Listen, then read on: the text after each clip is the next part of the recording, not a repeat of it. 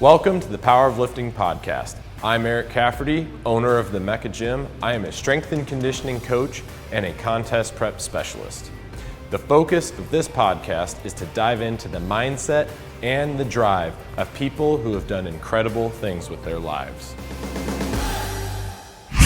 Welcome to the Power of Lifting podcast.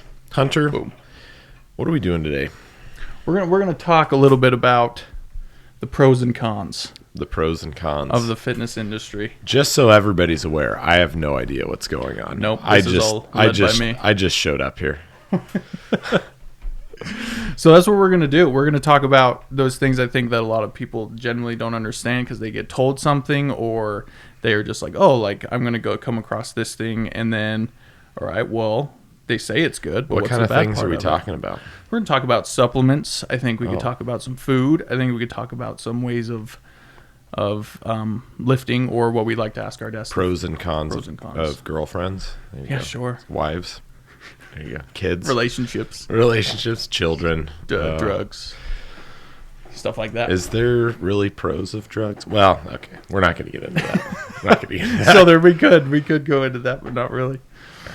All right. So what do we got? That's really it. So I think we start with supplements because I think that's a really hot topic. Oh man. So I think we'll do a list here. Well, considering we've had a couple of supplement CEOs, so to speak, on here. Yeah. I mean, that kind of goes to say I am for supplements type. We are person. fans of supplements here. We are fans of supplements here. So what kind of pros and cons are you wanting? Okay, so let's talk about we'll go through. Let's start with pre-workout. What are the pros and what can be some cons? Goodness gracious, cons none. No, I'm just kidding. So I'll do the cons first because the cons is probably a bit of a shorter list. So the first thing you want to think about with a pre-workout supplement is obviously there's some ingredients that have some scientific backing behind them, such as creatine, high doses of beta-alanine. There's been some research on citrulline malate that's come out recently. All these things are, good, and you want particular dosages in them pre-workout. But before I get into that, I guess my con that I was thinking of was if you work out at night, right? There's kind of your morning crowd of workout people, and there's your evening crowd of workout people. That's probably the two most common times, before and after work where people are working out. For the before work crowd, you don't really have to be worried about your caffeine or stimulant content in your pre-workout. Right. But for your after work folk, if you're getting into the gym at say 6 p.m. and you're trying to go to bed by 10, that's a 4-hour window, which is a bit too short. The half-life of caffeine, I believe, is 6 hours, if I'm not mistaken. Somebody's going to fact check me on that, but that's all right. I think it's about 6 hours, right, on caffeine. So, it's not even halfway processed out of your system 4 hours later when you're trying to go to bed. So what does that do? That's going to disrupt your sleeping patterns. You're not going to get the REM sleep that you need. Who knows if you're going to be able to go to sleep efficiently. And if you can go to sleep on a lot of caffeine, if you have a high tolerance, that's not necessarily a good thing either. So I would say quality sleep at that point. Yeah. And that's not really good to have that high of a caffeine tolerance. Oh, where you can sleep. Yeah. Okay, that makes sense. Yeah. So that I would consider a con of pre-workout. If they make you too jittery, if you have too much stimulant in your pre-workout. Because I think people, when they first take it, and they get the shakes and the tingles, and they get nervous. Like, is this a bad reaction? Yeah, I mean, if it's really getting your anxiety level up, you're not going to really be able to concentrate a whole lot on muscle engagement and things like that. You don't want to just go to the gym and, try and fly through things like you're on, an actual drug, right? Right. You took a little bit of meth, went in and worked out. Like, that's not a good idea. No. So, your stimulant load with your pre-workout is very, very important. So understanding your tolerance, how much you need for certain arousal levels is a really important component when it comes to choosing a pre-workout. Yeah. There are pre-workouts out there that are stimulant-free, obviously.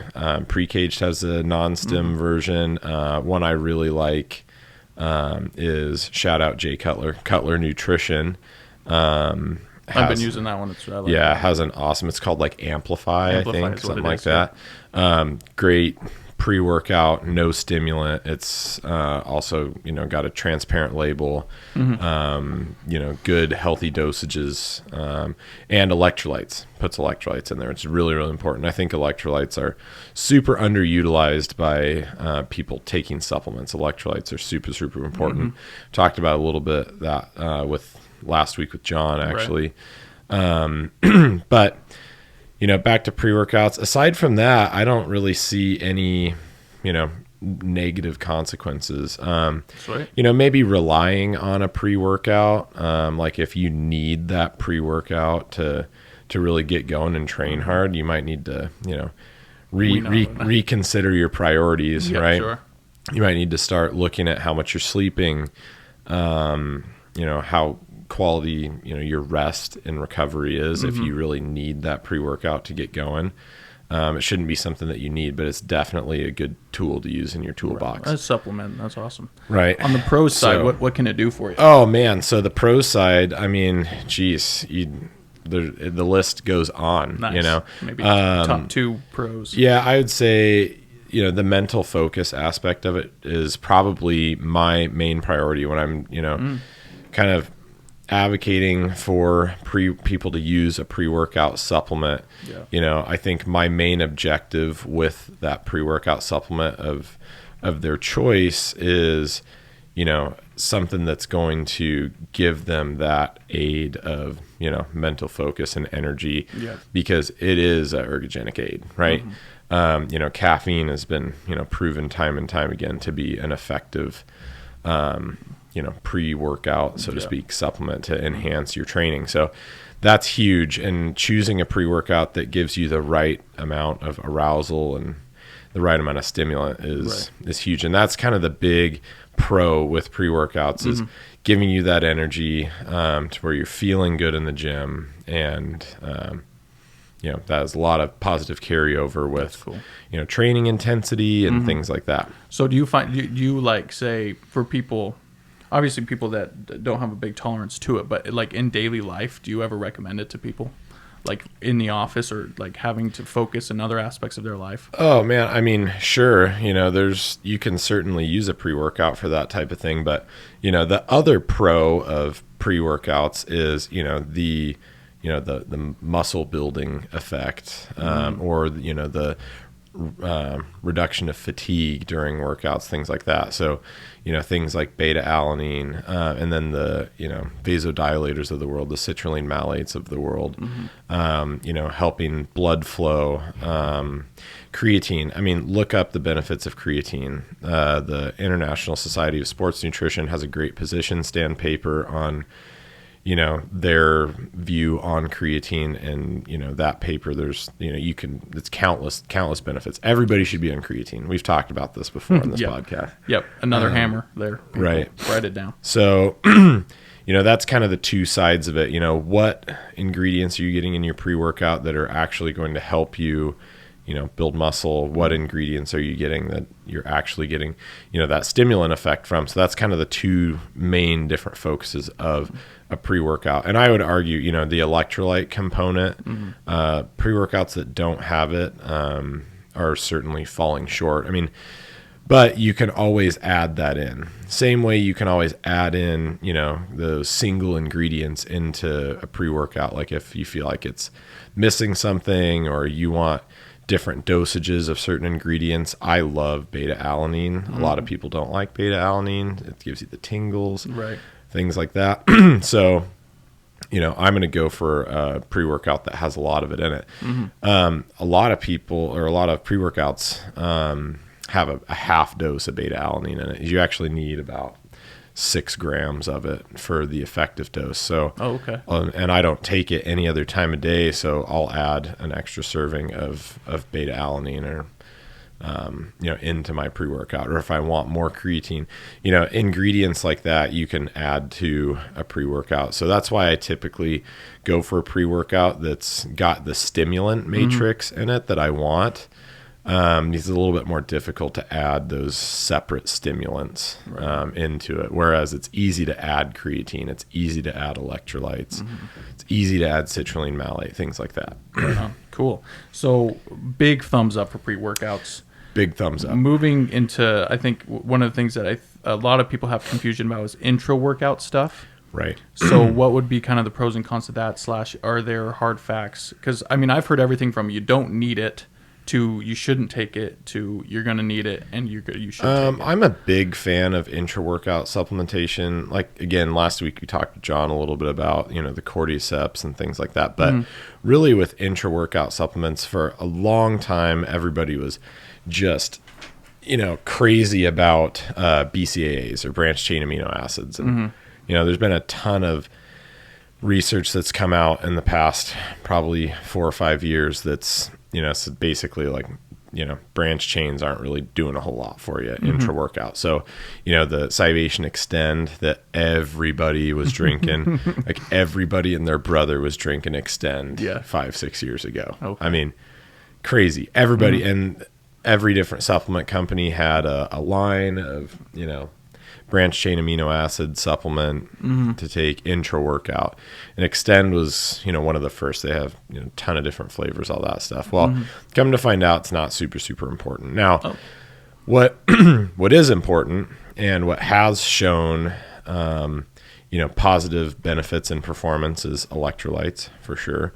That's something that, especially the bodybuilders of the world underutilize.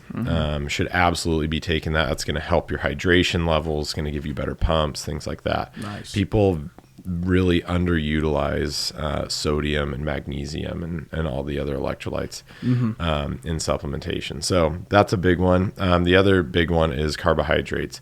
If you're eating enough and your calories allow for you to, essentially, people would say wasting, calories like liquid or, sugary type carbs, the gummy worms of the world. Maria's little post the other day was pretty great about that.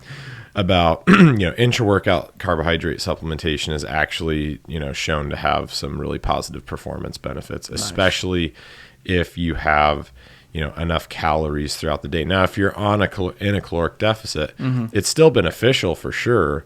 But somebody might not want to use up some of their daily allotment of calories for, during the workout, because that's not typically a time where you're hungry or, thinking about food. And those carbohydrates are very, very low volume. They're very dense carbohydrates that you would take in during a workout. Yeah. It's not like you're sitting there eating broccoli, during your workout. That's just going to sit heavy and not going to absorb quick enough. It's not really usable. Yeah, I would say intra-workout supplements are definitely a go. You should be hydrating during the workout. That's a big one. And then adding in electrolytes, potentially carbohydrates. Cool. Are there any cons that come to mind? I know I've had some stuff intra-workout wise that really made my stomach get real queasy. I don't know if that's just me or whatever is in it. And with supplements in general, you shouldn't be taking anything that's making you, I stopped. Your digestive I couldn't system. deadlift like I wanted to, and I got pissed. Yeah, right? No, you don't want to be having the BGs or bubble guts during your workouts. Right. That's a bad plan. We always used to joke the Gaspari Nutrition they probably still do make Super Pump as a pre-workout supplement. And back when I worked in the supplement store, we always used to joke and call it Super Dump because I think it was because it had high levels of mag in it probably or something that was in it, man. People would just take it. And it's like, also the stimulants in pre-workout, taking caffeine and other stimulants can stimulate, the peristaltic waves, the smooth muscle contractions that kind of push your digestive system along, right? So we always joke about how we go through so much dang toilet paper in the gym, and it's not really a joke. It's serious. It's very real. We go through way too much toilet paper, per member here. A little behind the scenes information for everybody out there. So that's hilarious. But yeah, I wouldn't be going for supplements that make you, feel nauseous or, have an upset stomach. I think that's a poor move. 100% not worth doing. Yeah. And same thing for like a protein powder. If you notice your protein powder is kind of giving you some GI discomfort, probably not the protein powder for you. Sure. Protein powders are a really mixed bag. There's a lot of them out there. Well, we were going to move on to that one next, so let's just get right into it. Well, segue, pros and cons of protein supplements. So that was actually a huge question that gets asked a lot, especially like back in the day when I was working in a supplement shop. Yep. What protein powder should I take? When do I use it? Things like that. And really what it boils down to is protein powder supplements are, a way to supplement your protein intake. So for people that, have difficulty intaking enough protein from their food, they can supplement with, a protein shake. Right. So that's really the purpose behind it. And people think that, do I have to take a protein shake? Well, no, you don't have to intake a protein shake per se. Sure. But everybody, like we've mentioned several times on this podcast, should be getting in, a consistent amount of protein every day. So a protein powder is a really handy tool, especially when like traveling, for example. Oh, for sure. Except don't take it through the airport in a full jug. Yeah, right. Not in a full jug. Baggies. And label the baggies, and then you're still going to get cavity checked. But, but hey, for the protein. So pros of protein powder, it's going to help you hit your protein requirement. The bioavailability or the digestibility of each protein supplement could potentially be different. Like I mentioned, you don't want to take one that upsets your stomach. You're not probably digesting it super well. Right. Whey protein, there's nothing wrong with whey protein as long as you're not, allergic to it or anything else that they're putting in. I would say, in general, a lot of protein supplements are fine, but there's definitely some that are way better than others. There's particular ones that, are going to upset your stomach, or you might not be digesting well. And you might notice that by, you might notice that you're getting some, skin issues. A lot of people develop like, bumps or rashes or acne from intaking an impure protein powder or supplement for that matter. I'm thinking myself back at like 17, 16, there were some rashes that came out when I started lifting like real serious, and that probably that could also be like staph infection, Hunter. Oh no, I'm just kidding. I'm just kidding. What did I do with my life? Right. We're gonna enter some episodes. little ringworm from the wrestling mat. No. So yeah, not all protein powders are created equal. There's certainly less pure protein supplements out there. There's a lot of different types of protein powder. So whether it be, egg concentrate, beef concentrate, whey protein we mentioned, there's, whey isolate, there's whey concentrate, and so it just depends on the supplement. And I'd say, in general, you want a protein supplement with as few ingredients as possible on the label. You don't typically want a protein supplement that has a bunch of like creamers added to it, or, artificial sweeteners aren't, terrible in low doses or anything like that. So, but still, I try and stay away from stuff like that as much as possible. Just additives that you don't, really need, right? And I definitely always recommend people get as much protein as they can from their food without supplementing with protein. Now, do I use protein supplements? Yeah, I do. Sometimes I wouldn't say every day, but probably 4 days a week I use a protein supplement. Generally speaking, I'd say a blend of different types of protein in your protein supplement is a good thing, because each protein source will digest at a different rate. And in theory, if you get a blended protein, it'll digest. You'll get more grams of protein actually digested and utilized per scoop of that protein. So that kind of comes back to the bioavailability. Yeah, I mean, there's nothing wrong with just doing a whey protein shake. And a lot of people ask about like how much can you intake at once? You know what I mean? And that depends on a lot of factors. It depends on kind of your body's state of your amino acid pool and like how much protein you've had that day, how much food you've had that day. Okay. And so, yeah, and also depends on the individual body size, amount of lean body mass that you have, and just your general protein requirement. So, if you're breaking your protein intake per day into 4 to 5 meals, so like for me, I intake, anywhere between 4 and 5 meals, and I eat about 250 grams of protein a day. So I'm like 50 or more grams of protein per meal. So, 2 scoops at 25 grams a scoop, 50 grams. That would be okay for me.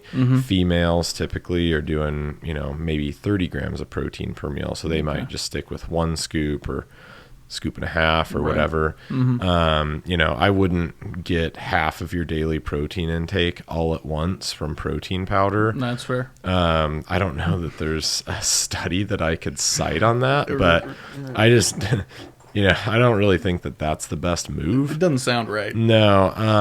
And like I said, try and get your protein from food. Cool. Right on. Love that. So all 3 of these things, big thumbs up. Just do that. That doesn't make you upset.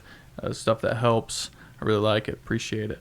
So now let's transition into the working out aspect of all of this. So I think we could start with this question. Pros and cons of cardio. Pros and cons. That's exactly where I'm going. Oh God. Pros and cons of cardio, but also if we can get a little bit of like cardio before you work out / cardio after you work out. I feel like there's a debate between a lot of people on that. Massive debate. Okay. So pros and cons. I guess we could just start with pros and cons of cardio, then we'll transition into that question. Pros of cardio. Obviously, heart and lung health, cardiovascular system health, huge pro. I'm certainly not like an anti-cardio type of guy. I've talked a lot about my mountain biking endeavors on this podcast. Right. There's a lot that goes into determining, and, it's totally an individual basis. Like, should I be doing cardio? Well, it depends. Like most questions that you ask me, it depends. So, if you're trying to create a higher calorie burn per day, cardio is probably a good idea. Obviously, depending on the type of cardio, you're going to burn anywhere from, say, 3 to 15 extra calories per minute. Doing cardio, right? Factor that in, and most things are going to fall around that like 7 or 8 calories per minute mark. So yeah, easy way to increase your daily burn, but you got to remember when you're doing cardio, a potential negative, if we're talking in a bodybuilding context, is your body's going to adapt to doing that cardio.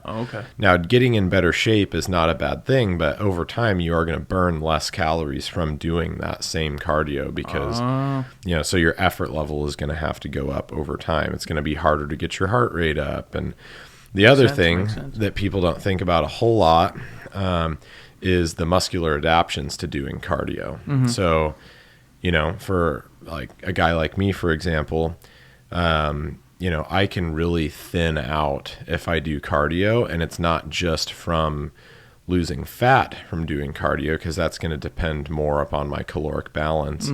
But, your muscle fiber type shift, right? You have some, type X muscle fibers that essentially can kind of oscillate between a fast twitch and a slow twitch. So fast twitch being a more glycolytic, energy utilizing cell, right? So that cell is going to be a little bit bigger. It's going to, be like your power production cell, like your weightlifting, is going to be, stimulating those fibers and things like that. Well, these fibers can also, shift to being a more, like, say, cardio, energy system producing, right? So, more mitochondria, more of the, electron transport chain, if you will. So utilizing, fuel in order to create ATP from a more cardio perspective, as opposed to more of that, phosphagen system, and the glycolytic style fibers utilize, right? Right on. So you'll get some shift, and so these cells can end up actually expanding or contracting depending on what you're using them for. Okay. So it also depends, like people's muscles can tend to grow better from certain types of stimulus. So like, calves, for example, I find tend to actually grow pretty well from a more cardio type regimen. So for like myself, running actually helps my calves grow a lot. Oh, there you go. Yeah. Which sucks because I hate running.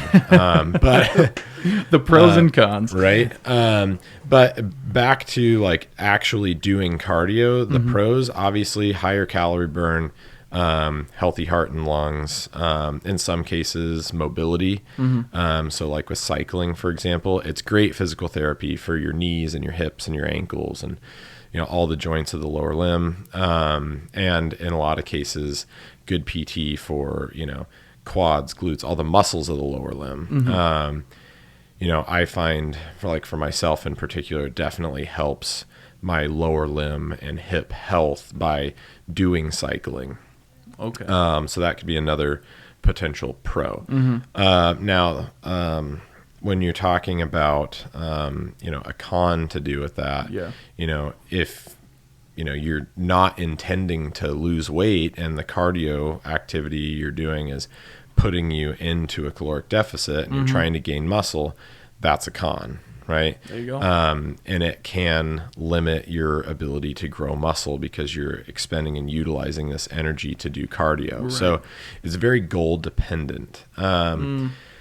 So then you talk about when to do cardio and pros and cons of that. I would say, pre-workout actual cardio is typically never recommended. Okay. Especially like for lifters.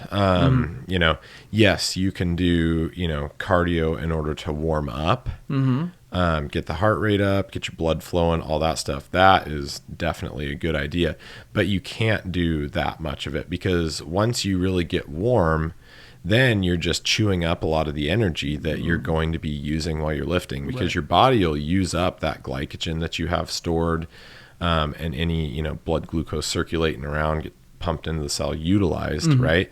Doing cardio, well, you need that to lift. Whereas if you lift first and put, that fast turnover energy production into your lifting, you can still get your cardio done because your cardio is going to be more of that endurance energy system. Yeah. So lifting first and then doing cardio, lifting first isn't going to really negatively impact the cardio you do after, unless you like crush squats and your legs are just toast. Right. And you have no energy to do nothing after. Yeah. And then your legs are just drained. But in general, lifting first is not going to impact the cardio that you do after. Cool. But, vice versa, cardio is really going to impact your ability to lift well post cardio. So if you have to lift and do cardio all in one session, definitely, warm up. But we're talking like 10 minutes here. Right. And then lift and do cardio afterwards. Got it. But it'd be recommended to not even, if possible. Correct. And that is actually, there's been some research done on that actually doing cardio at a totally different session, meaning at a different time of day or separating them, is actually ideal. You're going to get the most out of either of those things, or even like a separate day. So oftentimes I actually try and break it up and do totally separate days. So like a day I do like a long cardio session, I haven't actually lifted that day, or I'll lift first in the morning and then later in the afternoon do cardio. Got it. I typically never do them both together back to back. And that is, somewhat out there in the literature that's the right thing to do. Cool. But it's also, if you're going by feel, one of those feel guys, right? Which I'm a total feel guy as well.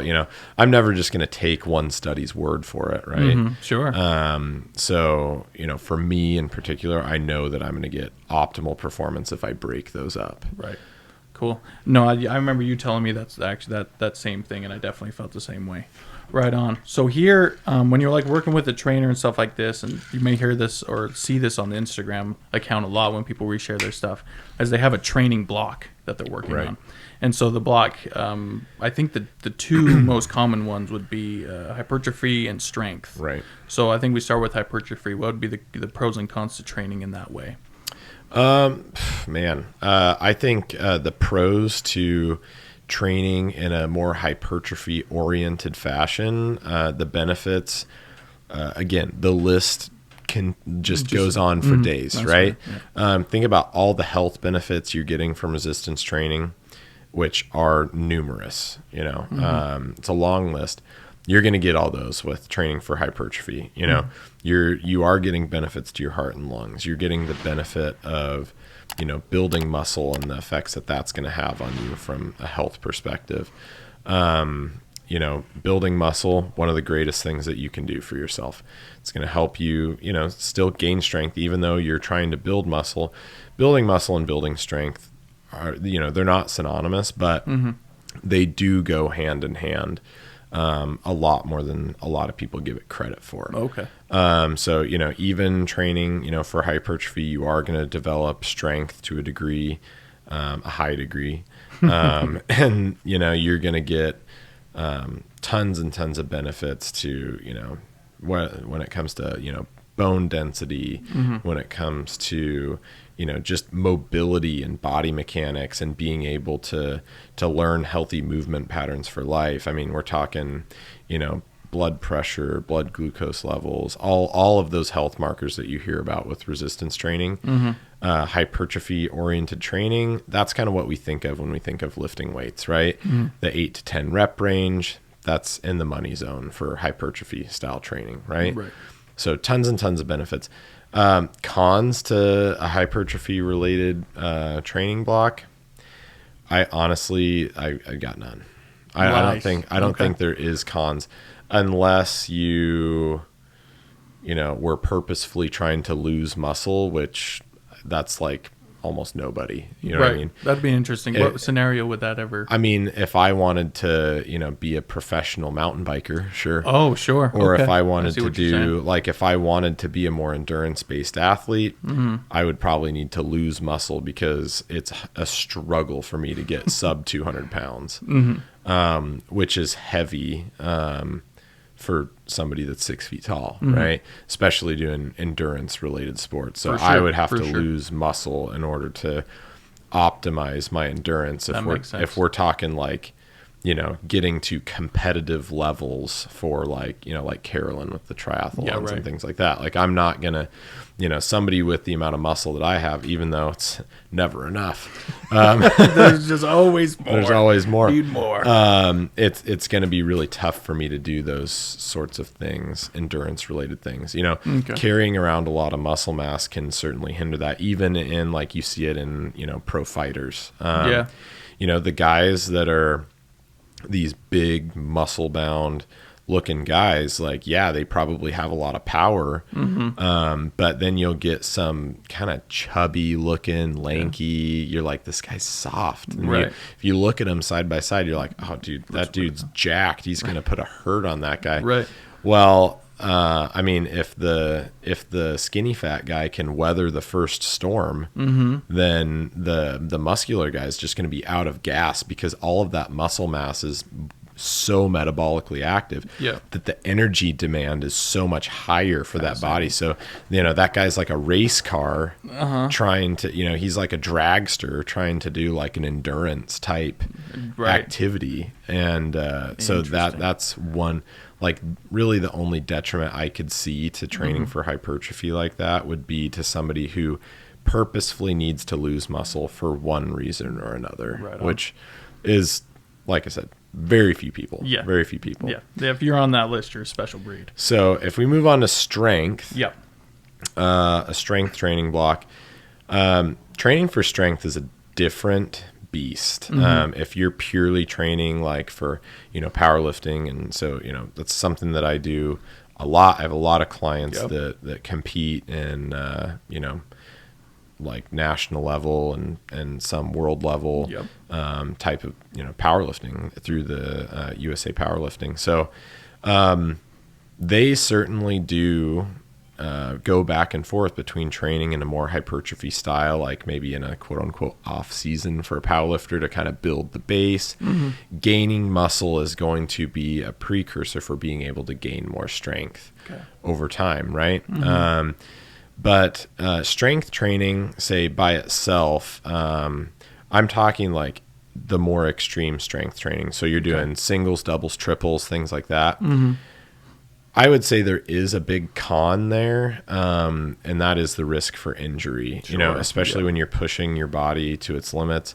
For Talked about that heavily with Perry. Yeah. I mean, there's more wear and tear when you're putting those massive loads. And now there's always a time and a place, even if you're just training for hypertrophy, where you need to include a more strength dominant aspect in there, because that's going to help you with that goal. You know, if you're able to do 300 pounds for 10 reps compared to being able to do 200 pounds for 10 reps, that's a massive difference in volume. That's a massive difference in workload. And, you know, we would expect that individual, you know, take somebody that can do that and, you know, increase their strength. And now they're able to do that more hypertrophy range with those higher loads. You would anticipate a huge benefit to their ability to build their physique. And we definitely see that, something that we track in the off season with our bodybuilder athletes, bikini athletes.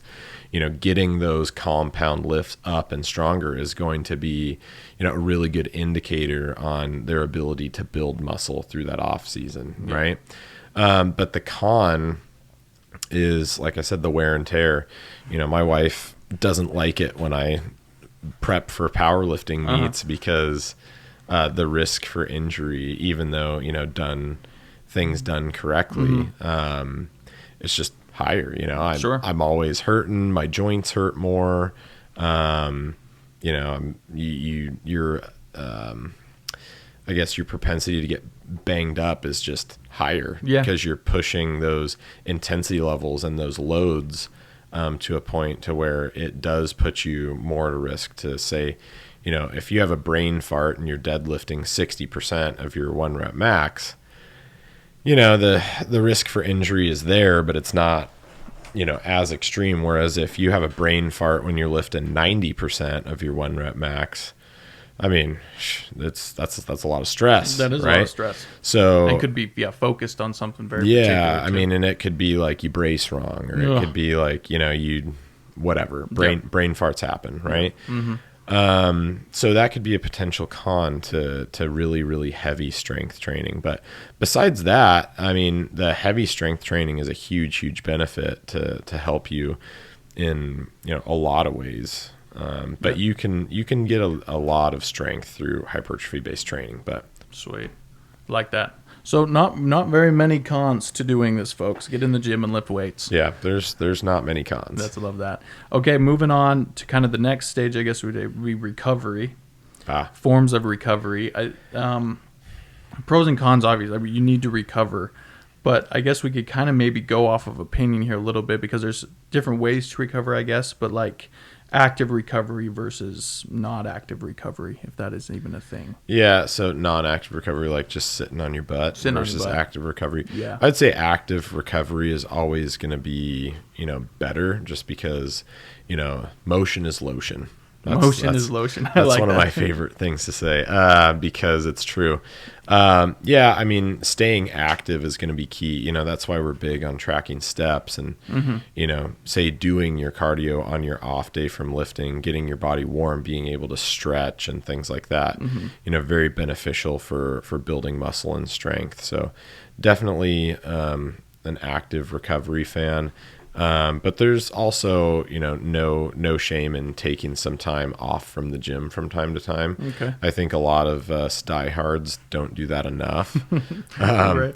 The gym addicts that exactly, the gym addicts. But you know, it's interesting.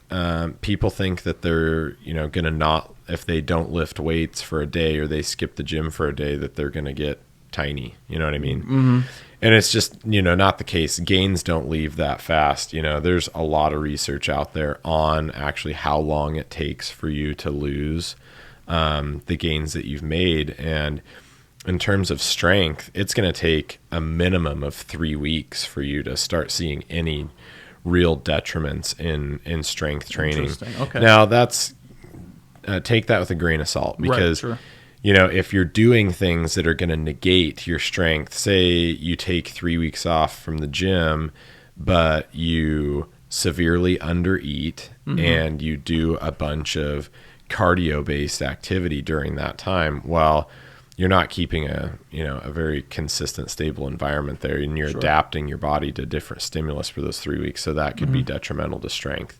And that's typically what people do. So it's hard to control for that, except for in like a controlled study. But yeah, there's one study in particular I can think of where they even did that with an older population. And in 3 weeks, they didn't lose any strength on their 1 rep max. Oh, wow. Now, stipulation is, if we're talking endurance, that is a much, much different ball game. Okay.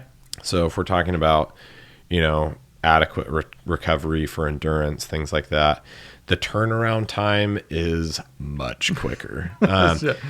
So yeah, it's kind of, disappointing. Is there an average that you could put a number out there? I mean, within 72 hours. 72 hours? Yeah, you could potentially be losing some adaptions to cardio-based activities. Wow. Yeah, so if you're not, doing say you're trying to, get your run times better. If you're not running at least every 3 days, you could potentially not, you would just not be getting as much out of it. You know what I mean? Yeah. So you lose the adaption to cardio based activity in a matter of days. Whereas with resistance training, you're not going to lose those benefits as quickly. So endurance leaves quick, strength hangs around. That's kind of the general. But with recovery, I mean, there's definitely no detriment to any form of recovery. And we talk about sleep a lot on this podcast. It's the most important thing that you can do. Yeah. The most important thing that you can do for growing. So, those people that come in here and push things in the gym and then have poor sleeping patterns, poor sleeping habits, they don't get enough of it, or their sleep quality is just bad. Those people are really, shooting themselves in the foot, so to speak, in terms of their ability to progress, and they're wasting a lot of the work that they're doing in the gym. If you're stalling in the gym and you're working really hard, obviously you need to look at your nutrition. Everybody thinks about that. But you also need to be looking at how much sleep you're getting. Those are the two things that are going to really propel you one direction or the other in the gym, is your nutrition and your sleep. Cool. So, there you go. No real benefit to recovering, especially on the mental side of things. Some good recovery and relaxation habits are essential, obviously, for mental health, aside from just, getting that release of, lifting in the gym. Right. But, I'd say recovery only becomes a negative if you're taking way too much of it. You're not getting enough stimulus to really see change. So, that's maybe not the listeners of this podcast, but in the general population, right. People might just not be pushing it hard enough. They're not exercising enough. They're not pushing it hard enough in the gym. Okay. And so they're just not getting enough stimulus. It's not that they're getting too much recovery, although they are, right. But it's just they're not working hard enough, or they're not getting enough stimulation to change their physique. Goes back to their the intensity. body. Yeah, if you're going to come to the gym, you might as well come to the gym. I mean, make it a thing. Make it a thing. Yeah. That's awesome. Okay, so then I think this has been awesome. A lot of people, I know I have thought about this, but come some other rapid fire ones. Okay. We just do real quick here towards the end. Lifting with, and this might be a little bit comparison, but lifting with / without sleeves and braces and stuff like that. Belts. Oh, yes. I like this question. Yeah. Okay. So I'm definitely a huge fan of using things like knee sleeves, elbow sleeves, belts, straps, wraps, you name it. Right. I think they definitely have a place, especially knee sleeves, elbow sleeves. Great idea. Knee sleeves in particular, great idea, especially if you're a leaner individual. So like for a bodybuilder listening to this podcast, you're probably leaner than you really should be to have optimal joint mechanics. Okay. Because you kind of lose some of those natural fat pads that your body has in place to keep your joints aligned well. So, the compression is great from knee sleeves, but really what's more is that bunching up and gathering a material behind the knee is actually going to help your knee and your joint stay in a much more mechanically sound and advantageous Interesting. I haven't thought about that aspect of it at all. That's sweet. So there's a freebie for you. There we go. Elbow sleeves. Elbow sleeves are a little bit more about warmth and compression. Knee sleeves do that as well. I'm, a huge fan that's going to make you feel anything that's going to make you feel good in the movements that you're doing while you're lifting, so that you can concentrate more on the muscles you're trying to activate or the movement pattern. So yeah, elbow sleeves definitely a positive thing. And there's no real detriments to using sleeves of any type. Like, say, if we're talking like knee and elbow sleeves, no real detriments. Some people are like, it's a crutch and it's whatever. Yeah, no. That's what I've heard. Just like, you don't put that on. Yeah, no, it's like. What about wrist wraps? So wrist wraps, yeah. I mean, I think that a lot of people get used to lifting with a poor position in their wrist. So, they're too extended back, and letting the barbell sit too high in the hand to not have optimal force transmission through that joint. So I think wrist wraps become somewhat of a crutch for people. In a lot of ways. Now, I'm not saying that I'm not a fan of using them. I'm definitely for utilizing some wrist wraps on a heavy bench press, but even more so on squats to help you, prevent that wrist extension, excessive wrist extension. I don't think many people think about squats when it comes to wrist wraps. So a lot of power lifters are really, wrapping up their wrists when it comes to squats. And I'm definitely a fan of that, because when you get those heavy loads on squats, it may be a little bit more than your forearms want to tolerate at all times. So, I mean, but that's not to say that you shouldn't try to adapt to that. Sure. I actually, do notice more stability with wraps, and that's what they're for. So yes, they are beneficial. But I think, I've benched, around the same numbers with and without wrist wraps. So not really performance difference. Yeah, I mean, especially for like a 1 rep max or something like that, you should have that strength built up, in my opinion. For like, doing multiple reps of an overhead press or like a push press, I do really like using wrist wraps on like a push press. Personally, just that heavy load going straight up, it can really help you stabilize. Sure. So yeah, I would say I'm a fan, but don't let any sleeve or wrap, just be a compensation for, a shitty joint mechanic, right? Proper form. Proper form. Yep. Now belts. Yep. Belts are, a huge kind of controversial topic between people for whatever reason. There's people that advocate for belt use while they're lifting. There's people that hardcore advocate against belt use while lifting. There's people that advocate for belt use when you're doing compounds. There's people that advocate against belt use doing compounds. Like, you hear people saying, well, you should be strong enough to, do it without belt. Like that's cheating or whatever. I mean, it helps. Let's get real. Like, duh, it helps. Right. And it comes down to like what you're doing it for in some instances, right? What your goal is. So, if your goal is to compete in a powerlifting meet, then yeah, you're going to use a belt because you can lift more. Duh. Right. Now, a maybe not so well-known thing about utilizing a belt is, people will say, if you're just starting out or you're just learning to deadlift or if you're not going really heavy, then you shouldn't use a belt. Okay. Sure. Right. You want to strengthen that whole system. You want to get used to those, those muscles working and taking on load. Sure. Now, what I will argue for is there is really a place for newbie lifters to be utilizing a belt. Okay. And if you're an experienced lifter and you've never utilized a belt, there's still good reason for you to use one, even if you're not powerlifting.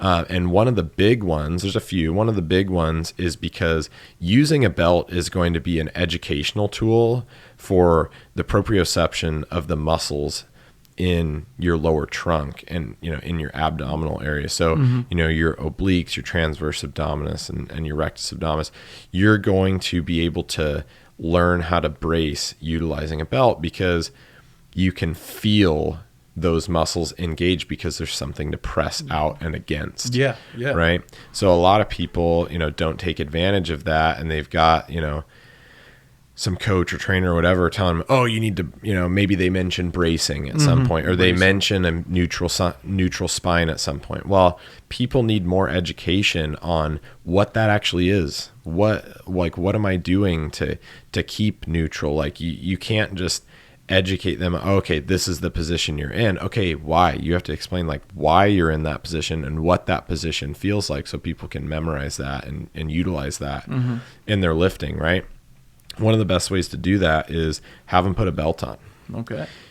That's going to help them feel when they're braced, right? So it's not a crutch. They're not using it to lift more weight. They're using it as an educational tool to be able to learn how to brace. Nice. Because most people don't even know how to brace. It's a different concept for new people, especially. Yeah, and a lot of trainers out there, I bet if you went and, surveyed a group of personal trainers at an average gym, there might be a couple that understand what a good brace actually is, and it's not a complicated concept, but it's just, keep your core tight. Right. Okay. Elaborate, right? Right. How do you get somebody to do that? And what's the most efficient way to teach somebody how to do that? And what does that even mean? Are you sucking in? Are you pushing out? Or how are you using your air? What muscles does this involve, right? So utilizing a belt can be, very educational for new lifters to teach them how to brace, and in turn, teach them how to keep a neutral spine. And then you can move away from it because you can teach people to brace without the belt. But it's going to help them feel that feeling, what it feels like to be braced, and use those muscles that it takes to adequately brace. 360 degree contraction, right? Yeah. And not a lot of people understand really what that feels like until they have something to press out against, right? Yeah, that's definitely something that's been, for me, it's more of a comfort level deal. Like, I know I'm doing this right, and then I do it, right? Yeah. So yeah, a belt, big fan of a belt. Now, if we're talking about belts, during training, what you're talking about, going from exercise to exercise, continually wearing a belt. Continuously wearing a belt. I think there's definitely some pros and cons to that. Some cons may be that you're just not activating some of those muscles that you should be activating for stabilization. You could potentially be hindering the development of certain muscles that would just be utilized to do that movement. Right. Now, on the flip side, if you're trying to not grow those muscles, it might be a good idea. So you see a lot of the top level IFBB pros, they're very tightly belting themselves during just their basic movements. And a lot of it is really to deactivate some of those muscles because, at that point, a lot of these guys are the enhanced individuals of the world. And they're going to, have more of a propensity to develop, a thick midsection because those obliques and everything are going to develop at a very high rate.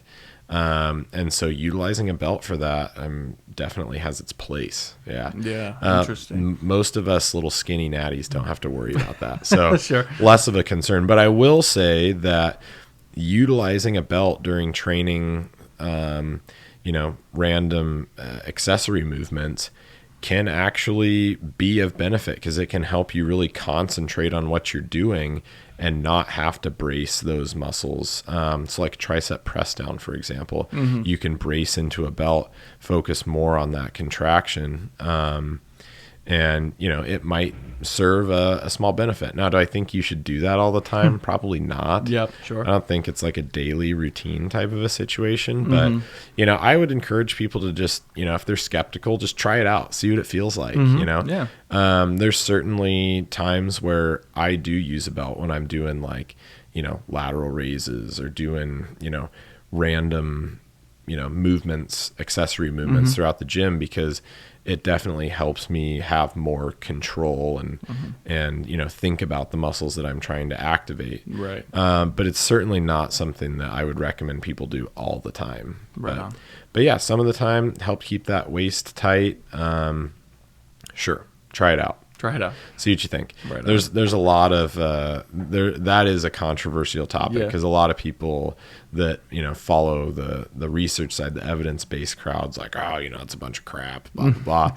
And then there's the guys on the other side of the ball that are more your gym jabronis that want to wear a belt like a necklace, as a fashion accessory, which is true. Like, that does happen too, and I think that's hilarious. But do what you got to do. Right. But yeah, it will help stabilize. It will lead to less activation of those muscles in your abdomen. So take that with a grain of salt. You know what I mean? Yeah. Yeah. That's awesome. All right, Eric, appreciate it. I think we hit some good points here. I think people will appreciate the information. You're just spewing the knowledge through these microphones. But talking about pros and cons of cheesecake on this episode. We can if we want to. I mean, I can't think of a con other than, well, obviously the fat, and the calories. It could shift your caloric balance. It could shift your caloric balance into a surplus. Well, there you go. If you're in a surplus, you're doing just fine. But the taste might be worth a slight surplus. I'm just saying. Just saying. And Ava's balls. What are those? The peanut butter balls. You can't have those. I can't have them. But the girls in my house, they enjoy them tremendously. Yeah, the treats. We did get into a little conversation earlier that I found amusing, though, about snacks and appetizers and how they're some of the greatest foods. They really are. I mean, it's almost like they tease you too. So maybe that's something in your brain because you don't get much of them. I mean, aren't they the best tasting things typically though? Like that's true. Like the appetizers are like the fun foods of the world. They're finger foods. Yeah. You got meats, cheeses, wings. Like a lot of the best foods are. Well, I know appetizers. You've done this. I've done this. I'm curious if a lot of people have done it. Maybe put in the comment section where you go out and all you do is appetizers. I've heard of that. Yeah, I actually talked to Kaylee about that the other day. Did you? She went and just got appetizers. I'm like, that's brilliant. Brilliant. That's brilliant. Yeah. I usually feel inclined to get a main course as well, though. That's fair. Just because the appetizers aren't always the heaviest on the protein, but Oh, that's also fair. So I guess it's what you're going for there. Right on. Eric, well, thank you. Appreciate it. Hope a lot of people got some stuff out of this. If you guys want to know more, obviously visit the website. We got the blog section up there. We also got free consultations with all our trainers who know all this stuff. They can answer all those questions as well. All the questions. All right. Thanks, Eric. Here we go. Thank you for joining us on the Power of Lifting podcast. Be sure to like, comment, subscribe, and share. For more content like this, follow Eric Cafferty and the Mecca Gym on all social media platforms.